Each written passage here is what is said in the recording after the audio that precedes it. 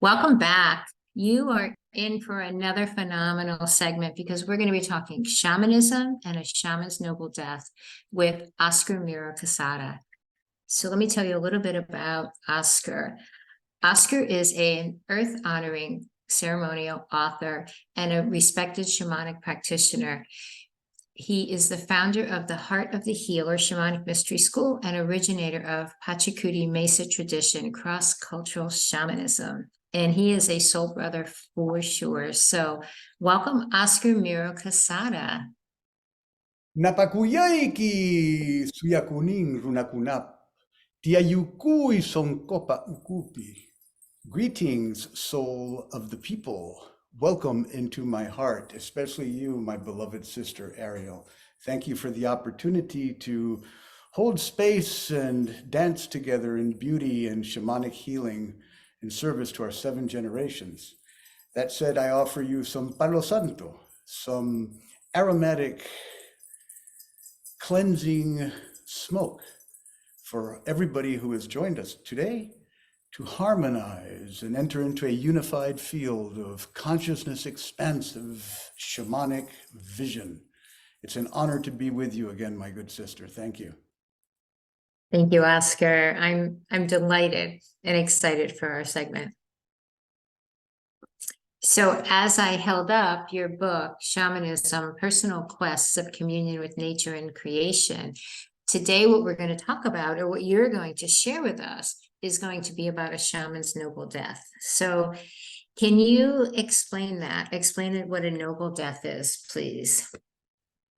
Well, certainly. And I invite everybody who is joining us to open up their consciousness, expand their mind, feel into their heart space and access a memory of the most loving experience, most loving recent experience that they have been blessed with in their lives. And to use that feeling, that emotion of unadulterated, unlimited, loving presence as a portal, as a passageway and a bridge into understanding what a noble death is.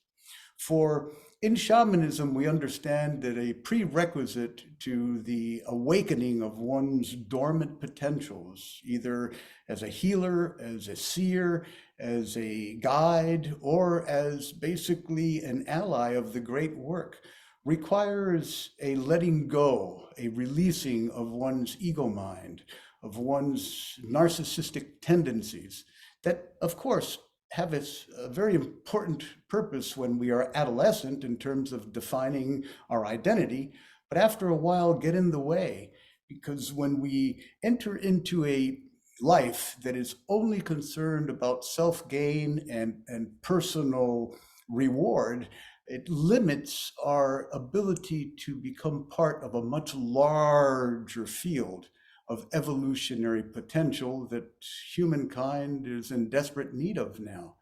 In other words, when we just live for ourselves, we forget that ourself is much more than our individual identity. It is a child of creation's dreaming as a whole. And in shamanism, being a hollow bone requires a death of that which is no longer necessary, that which is obsolete in our lives.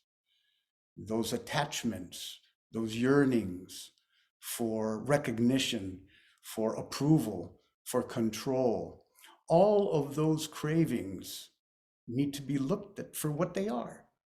And through shamanic apprenticeship and initiatory processes, we are gradually introduced to moments in which we denied love either to ourselves or to others or to the world at large. And we realize where we constrict ourselves and lack compassion.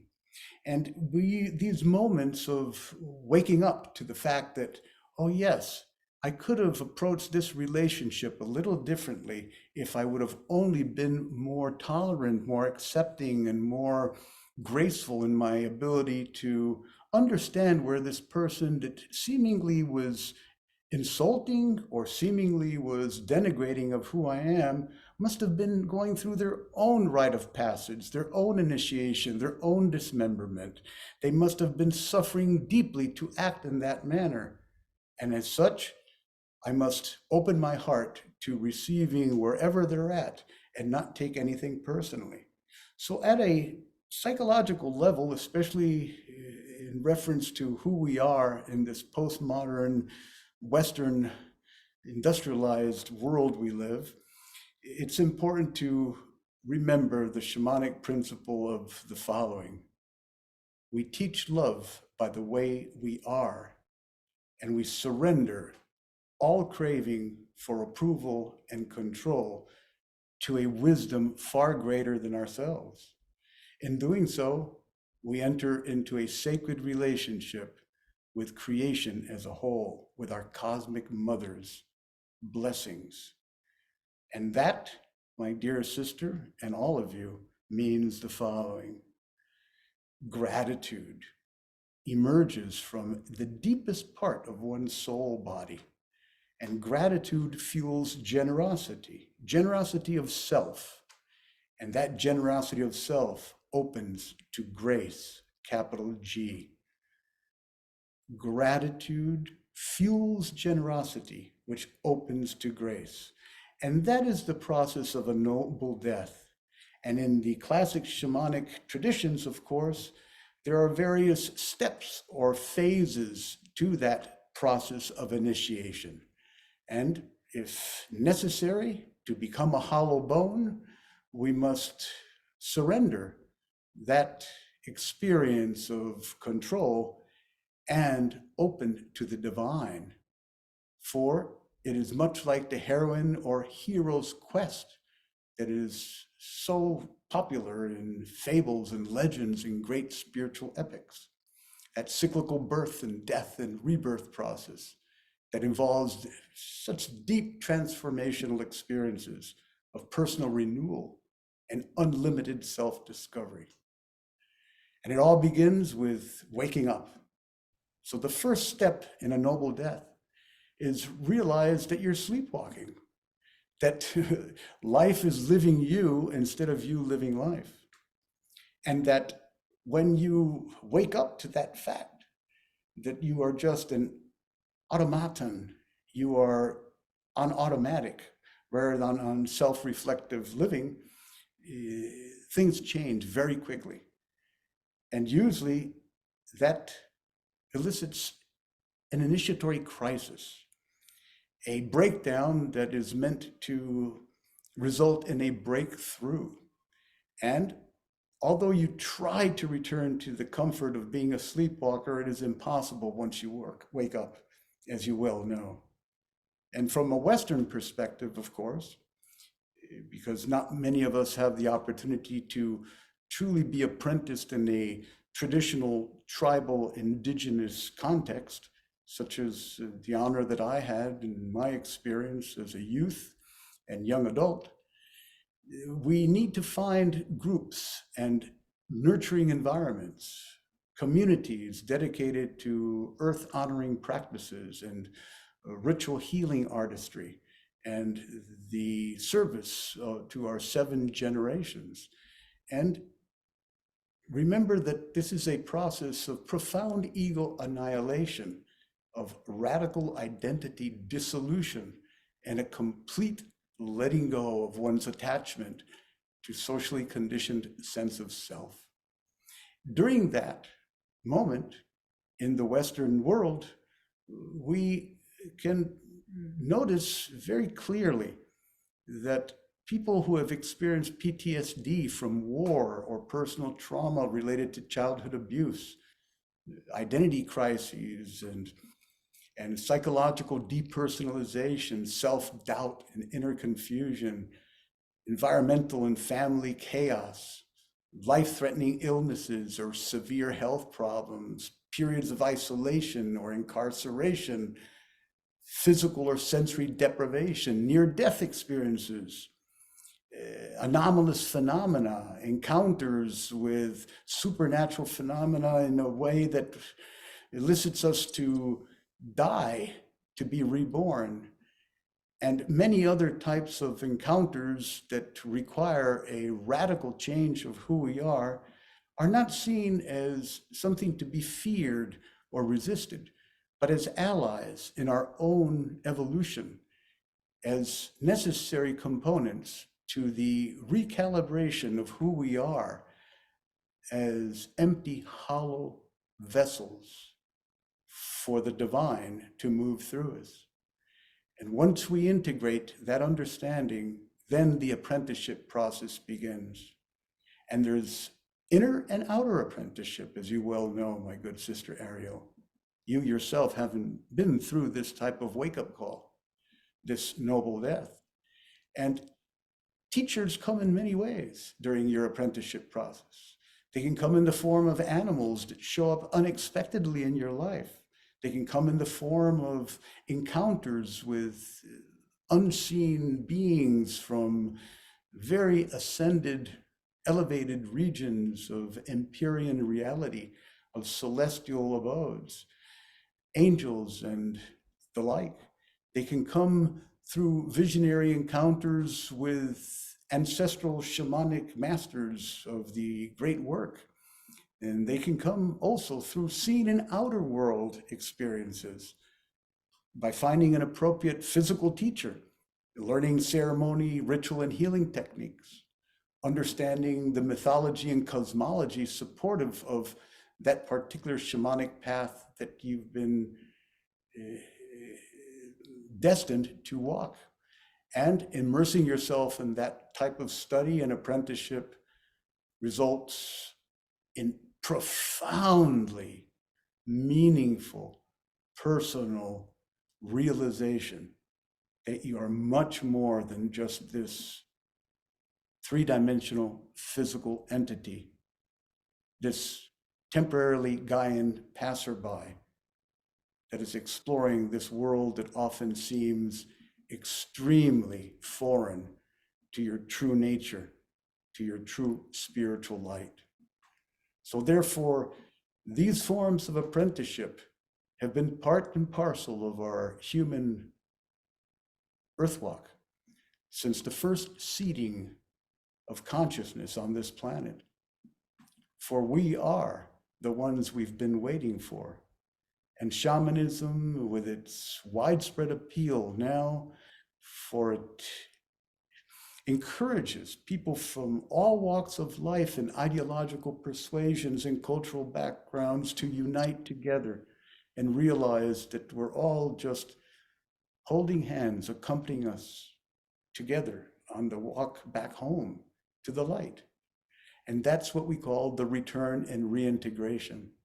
And at that point, our life becomes both a calling and the actualization of pure, unadulterated, selfless service to the well-being of our entire planetary ecosystem and beyond to the stars. So I invite you with an open heart and loving presence to heed the call to a shamanic life. A noble death allows us to be immortal in being, beyond form, fearlessly free to be all worlds, times, and places that summon me. In a nutshell, that's what a noble death is, my good sister. Thank you, Oscar. Thank you. As you were explaining it, what I was thinking and feeling is, so many people have what they consider their dark night of the soul, or they have a life crisis and they don't understand what's happening, or they don't have the tools or the wisdom, foundational wisdom to support them. But having a shamanic practice or an understanding of a shamanic practice and what's happening is the foundational wisdom someone can stand upon. Would you agree? Certainly. It's with any spiritual discipline that is both vocation and avocation, we have to realize that a map is necessary to explore heretofore unexplored territories of our psyche, of our mind. And there's nothing better than a shamanic cosmology or cosmovision, because it doesn't require belief. It is all based on experience, right? And so the tools that we are provided with are hands-on practices in which, by placing some tobacco with very sacred intention at the base of a tree relative, or by singing a medicine song to the starlight above in that cosmic canopy that is our heavenly home, results in an amplification of our consciousness beyond all religion, beyond all belief, beyond all necessary adherence to a particular path other than your own heart's knowing that you are the source of all that is. So in a sense, shamanism is our primordial way of being. It originated with our human impulse to care for something equal or more than we would care for ourselves. And it's that simple. So when you have a traditional, trustworthy foundation of shamanic lineage to apprentice in, you can be guaranteed that for millennia, whatever you're learning is still relevant and vital because it worked. And what works, if you work it, will work even more, as they say in recovery. And as you well know, I'm all in the process of recovery right now.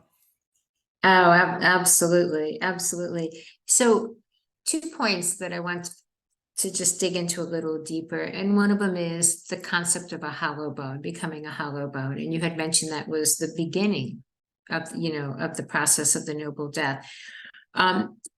Just explain that just a little bit more. Is that the idea that we need to release everything that isn't our essence in order to allow room for the new or the next step? Like, speak to that, because it's actually a beautiful term.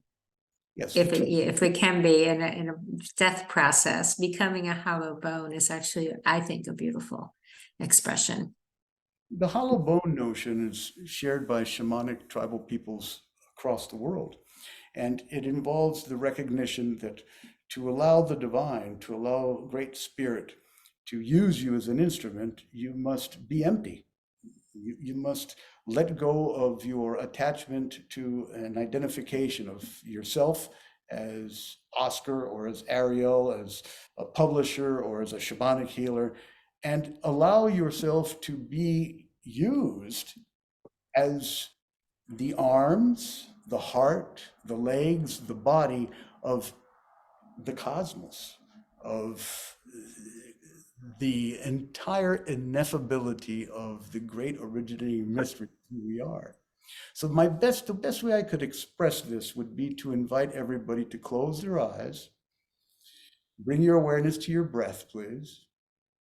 Allow your breath to be effortless and natural through the nose, at your own tempo, your own pace.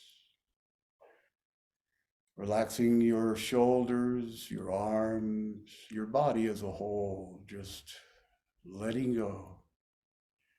And bringing your awareness to your crown, to the top portion of your head. And as you do so, imagine the inside of your head as an empty, hollow void. As if you were looking inside of the cranium of a skull and a skeleton. No physical brain, just empty, hollow void.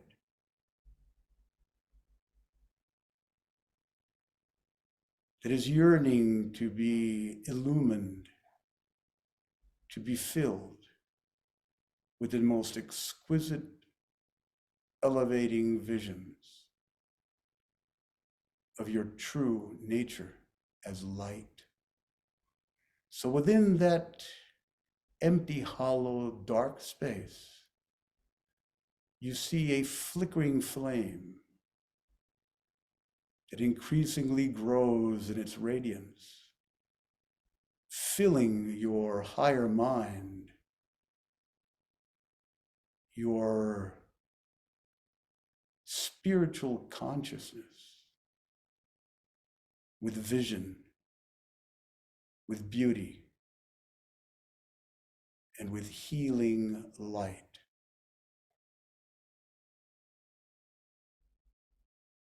Now see yourself moving through the world in a constant state of realization that you are,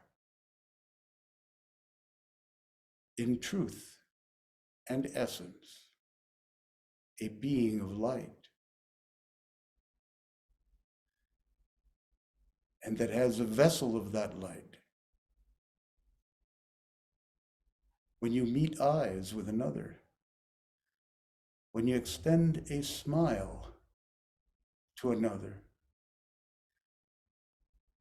when you meet the world with all its pain and sorrow and dissonance from a place of luminous, loving presence, you are being a hollow bone for your true essence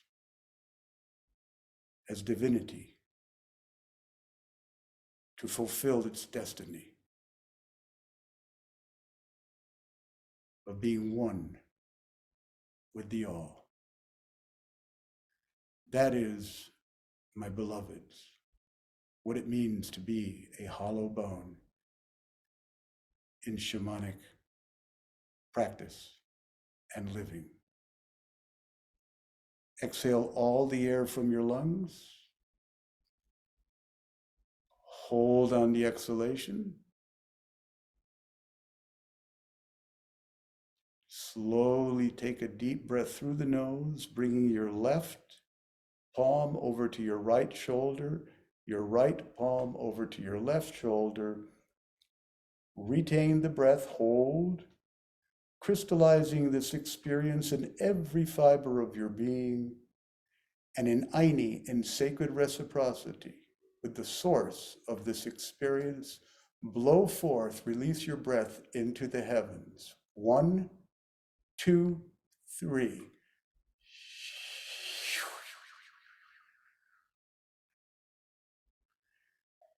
Beautiful. Gently open your eyes, returning to a state of peaceful, balanced, perfect, optimum health and equilibrium. That is being a hollow bone.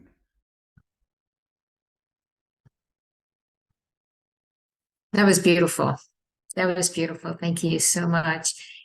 And if I can we just take one more minute because I want to wrap this whole conversation and contextualize it with the concept of Dharma. You mentioned Dharma very briefly in the beginning, but what is Dharma, someone's Dharma, and how does that fit into this larger shamanic practice we've been discussing? Well, Dharma and sadhana, Dharma is one's soul's purpose, the way I understand it. And sadhana is one's spiritual practice.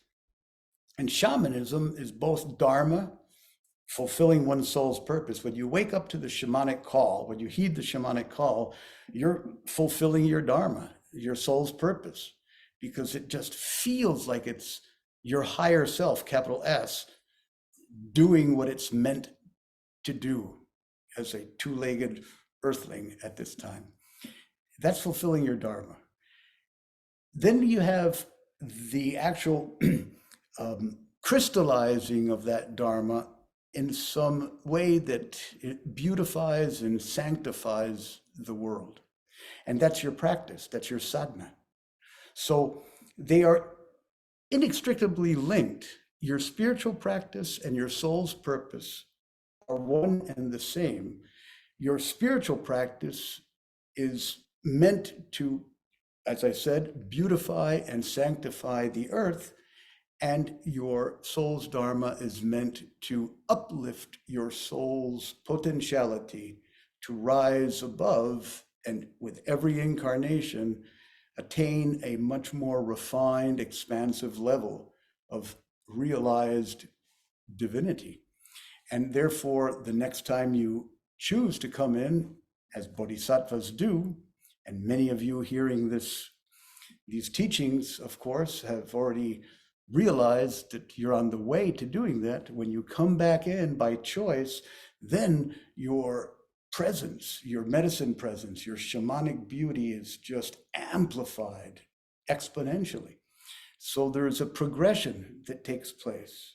There's an evolution that takes place when you realize that, yes, my soul is meant to wake up fully and be a healing, loving light in whatever bardo, whatever realm of consciousness that creator, creatrix has chosen to bring me back to be of service as a catalyst of blissful healing, transformation in the lives of others.